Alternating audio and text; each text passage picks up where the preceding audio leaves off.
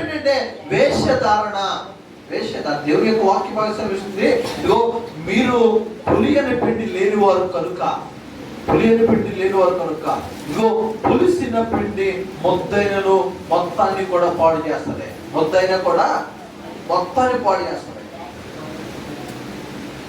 ఈ పులిసిన పిండి ఏదైతే మొత్తుందో ఆ మొత్తం వేసుకొచ్చి నీ మంచిగా కాపాడుకున్న పిండిలో వేస్తే నీ పిండి అంతా పాడైపోదా? నీ పిండి అంతా పాడైపోద్ది. ఇగో సంఘములో నువ్వు చేరి నువ్వు ఒక్కడే వేషధారణ కలిగి ఉంటే ఆ సంఘం అంతా పాడైపోద్ది. ఆ సంఘం అంతా కూడా పాడైపోతుంది. వేషధారణ, మన వేషధారణ దేవుని మందిరంలో ఒక రూపం, బయట ఒక మాట, సంఘములో ఒక మాట, విశ్వాసుల ముందు ఒక మాట, సేవకుల ముందు ఒక మాట, బయట ఒక మాట. అది జ్ఞాపకం చేసుకోవాలి.